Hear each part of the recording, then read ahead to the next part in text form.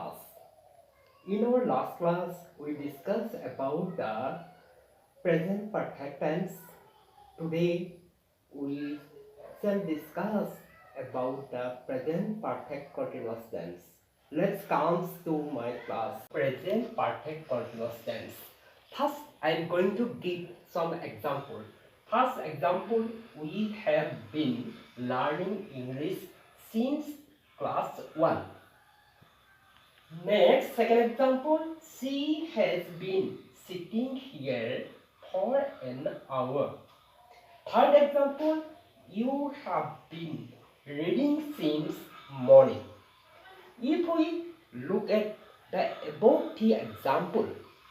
then it is clear that the happening of the action started earlier and now the action of the verb is going on. The learning happened in earlier, that means when we were in class 1. And now the learning of English is still going on at the present time. Second sentence, she has been sitting here for an hour. That means her sitting started before an hour and still she was sitting here. Third example, you have been reading since morning. Now, the starting of reading happened in the morning and still still you were reading. That means the happening started in the past time, in the morning, and now it is still going on. মই অলপ অসমীয়াত কৈ দিছোঁ তেতিয়াহ'লে চাওক প্ৰথম এক্সাম্পলটো হৈছে we have been learning English since class 1. আমি ক্লাছ 1ৰ পৰাই ইংৰাজী শিকি আছোঁ অৰ্থাৎ আমাৰ ইংলিছ শিকাৰ কাৰ্যটো আৰম্ভ হৈছিল ক্লাছ 1 আৰু আজিও বৰ্তমান মুহূৰ্তলৈকে আমি ইংৰাজী শিকি আছোঁ ঠিক সেইদৰে she has been sitting here for an hour. তাই 1 ঘণ্টা ধৰি ইয়াত বহি আছে তাই বহি থকা কাৰ্যটো আৰম্ভ হৈছিল 1 ঘণ্টাৰ আগতে আৰু বৰ্তমানো তাই বহি আছে ঠিক সেইদৰে you have been reading since morning. তেতিয়াহ'লে তুমি ৰাতিপুৱাৰে পৰা পঢ়ি আছা গতিকে ইয়াত এইটোকে কৈছে পঢ়া কাৰ্যটো ষ্টাৰ্ট হৈছিল আৰ্লিয়াৰ অতীততে আৰু কি হৈছে এতিয়া বৰ্তমান মুহূৰ্তলৈকে এটোকে চলি আছে গতিকে কথা হ'ল কি আমি ওপৰৰ উদাহৰণ কেইটাৰ পৰা গম পালো যে কোনো এটা কাৰ্য অতীততে আৰম্ভ হৈ বৰ্তমান মুহূৰ্তলৈকে একেৰাহে চলি থকা প্ৰকাশ কৰিবৰ বাবে আমি যি টেন্স ব্যৱহাৰ কৰোঁ তাক প্ৰেজেন্ট পাৰফেক্ট কন্টিনিউয়াছ টেন্স বোলা হয় Now present perfect continuous tense means an action that started earlier and the action is still going on at the time being. অৰ্থাৎ আৰম্ভ হ'ল অতীততে আৰু বৰ্তমানলৈকে কি চলি আছে গতিকে আমি এইখিনিৰ পৰা এটা ডেফিনেশ্যন সূত্ৰত উপনীত হ'ব পাৰিছোঁ যে যদি কোনো এটা কাৰ্য অতীততে আৰম্ভ হৈছিল আৰু বৰ্তমান মুহূৰ্তলৈকে নেৰানেপেৰাকৈ একেৰাহে চলি থাকে তেতিয়াহ'লে সেই টেন্সক প্ৰেজেন্ট পাৰফেক্ট কন্টিনিউয়াছ টেন্স বুলি কোৱা হয় Present perfect continuous means an action that started earlier and it is still going on for the present time, present moment. Therefore, আমি তেতিয়াহ'লে গম পালোঁ যে এই টেন্স কাক বোলে তাৰপিছত এই টেন্সৰ আমি এটা ষ্ট্ৰাকচাৰ আছে যিটো নেকি আমি সদায় ব্যৱহাৰ কৰিবলগীয়া হয় এতিয়া ষ্ট্ৰাকচাৰটোলৈ আমি যাওঁ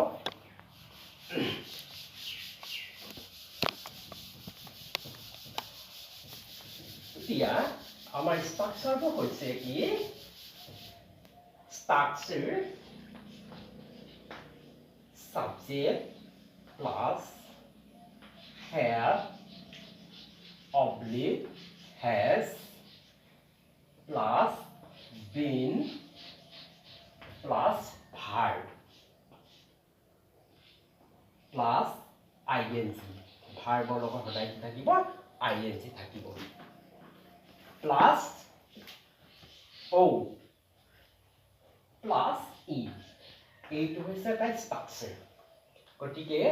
আমাৰ এই ষ্ট্ৰাকচাৰটো আমি মনত ৰাখিব লাগিব আৰু এই ষ্ট্ৰাকচাৰটো মতে আমি সকলোবিলাক কৰিব লাগিব এই টেন্সত ব্যৱহাৰ কৰিবলৈ হ'লে এতিয়া এইখিনিতে আমি আৰু এটা কথা ক'ব বিচাৰিছোঁ ইয়াত কি থাকিব পাৰে সিন্স বা ফৰ ব্যৱহাৰ হ'ব পাৰে মই ষ্ট্ৰাকচাৰ লিখি দিয়া নাই হয়তো কেতিয়াবা নাথাকিবও পাৰে সাধাৰণতে থাকে সিন্স বা ফৰ ব্যৱহাৰ কৰা হয় ক'ত এই টেন্সত আৰু এতিয়া মই সিন্স মানে কি বা ফৰ মানে কি ক'ত ব্যৱহাৰ কৰা হয় এই কথাটো অকণমান স্পষ্ট কৰি দিব বিচাৰিছোঁ প্ৰথম আহিলো since for since means a point of time point of time মানে হৈছে সময়ৰ আমি যেতিয়া নেকি এটা নিৰ্দিষ্ট পইণ্টৰ পৰা কাউণ্ট কৰোঁ ধৰা হওক যেনিবা 7 বজাৰ পৰা ৰাতিপুৱাৰে পৰা সন্ধিয়াৰে পৰা 1950 চনৰ পৰা 2001 চনৰ পৰা 2021 চনৰ জানুৱাৰীৰ পৰা সেইটো আমি কি পইণ্ট অফ টাইম বুলি ক'ব পাৰোঁ আমাৰ অসমীয়াত কয় পৰা মানে হৈছে কি বোলে 7 বজাৰ পৰা 2 বজাৰ পৰা 1950 চনৰ পৰা এনেকৈ যেতিয়া নেকি আমি কিবা এটা কাউণ্ট কৰিম তেতিয়া কি হ'ব সিন্স ব্যৱহাৰ কৰা হয় নেক্সট ফৰটোৱে কি বুজায় a period of time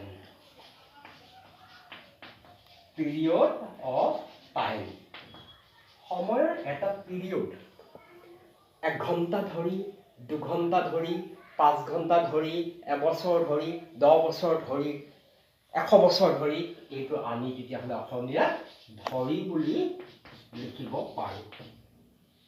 এইদৰে 100 বছৰ ধৰি 10 বছৰ ধৰি এনেকৈ আমি কি কৰিব পাৰোঁ এই ধৰি ব্যৱহাৰ কৰিব পাৰোঁ এতিয়া আমাৰ পাৰ্থক্যটো হৈছে সিন্স মানে পৰা আৰু ফৰ মানে ধৰি এইটো মানে হৈছে point of time another that is period of time ই এটা পিৰিয়ড বুজাব গতিকে সেই পিৰিয়ডটো হয়তো 10 মিনিটো হ'ব পাৰে 100 বছৰো হ'ব পাৰে সেইটো কোনো কথা নাই ইটি কি বুজাব এটা পিৰিয়ড বুজাব গতিকে আমি এতিয়া এই টেন্স কৰিবলৈ যাওঁতে এই দুটা বস্তু পাৰ্থক্যটো জনা দৰকাৰ তেতিয়াহ'লে আমি এটা সেন্টেন্স এতিয়া লিখি চাওঁচোন বাৰু এই ষ্ট্ৰাকচাৰৰ মতে এতিয়া আমাৰ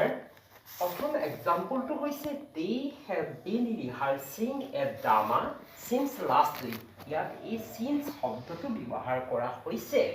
আৰু এইটোৱে বুজাইছে যে সিহঁতে এখন নাটকৰ আখৰা কৰি আছে কেতিয়াৰ পৰা যোৱা সপ্তাহৰ পৰা লাষ্ট উইক এটা লাষ্ট উইকক এটা পইণ্ট অফ টাইম হিচাপে ব্যৱহাৰ হৈছে আৰু তাৰ আগত সিন্স হৈছে অৰ্থাৎ যোৱা সপ্তাহৰ পৰা সিহঁতে কি কৰিছে এখন ড্ৰামা ৰিহাৰ্চিং আখৰা কৰি আছে তেতিয়াহ'লে আমি দ্বিতীয়টো চাওঁচোন একেটাই দেখিছোঁ they have been rehearsing a drama for a week এক সপ্তাহ ধৰি ইয়াত আমি ফৰ ব্যৱহাৰ কৰিছোঁ a week এক সপ্তাহ ধৰি অৰ্থাৎ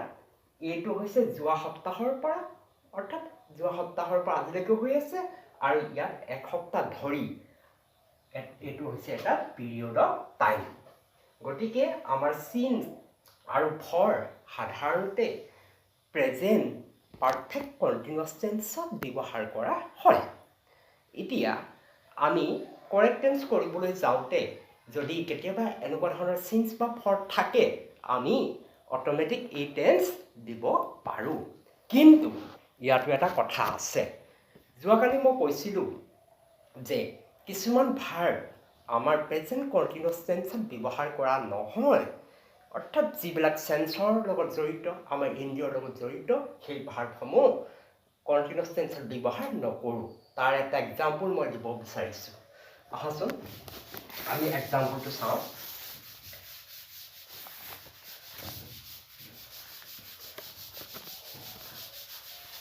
এতিয়া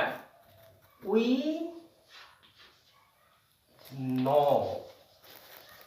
এনেকৈ আমাক পৰীক্ষা দিব পাৰে know each other since childhood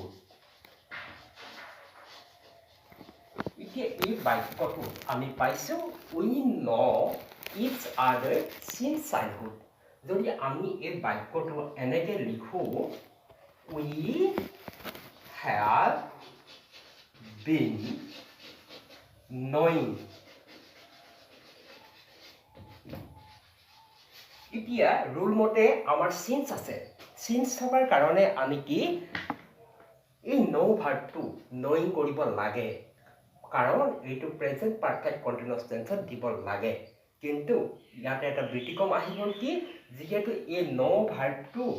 আমি কণ্টিনিউয়াছ টেন্সত বিশেষকৈ ব্যৱহাৰ নকৰোঁ সেয়েহে আমি এতিয়া কি কৰিম এইটো সেন্টেন্স আমি প্ৰেজেন্ট পাৰফেক্ট টেন্সত ব্যৱহাৰ কৰিলে ৰাইট হ'ব তেতিয়াহ'লে আমাৰ ৰাইটটো কি হ'ব এইটো তেতিয়াহ'লে আমাৰ ভুল হ'ল আমি ৰাইটটো কি কৰিম we have perfect tense আহিলে known হ'ব we have known each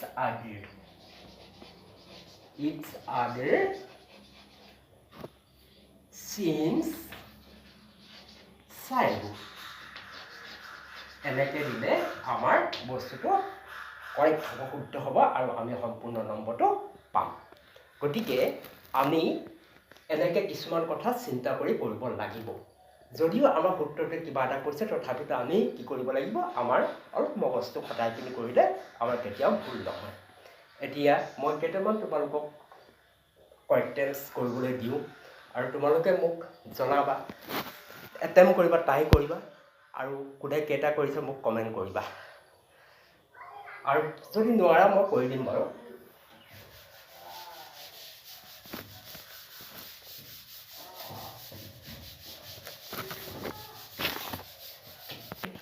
মই ইয়াত তোমালোকক আমাৰ চাৰিওটা টেন্স মিলাই এটা দীঘলীয়া বাক্য দিছোঁ আৰু ইয়াৰ উইদিন ব্ৰেকেটৰ ভিতৰত আমি টেন্সটো শুদ্ধ কৰিবলৈ দিছোঁ এতিয়া প্ৰথম তোমালোকে পঢ়ি চোৱা পঢ়ি চাই পিনি এইটো অলপ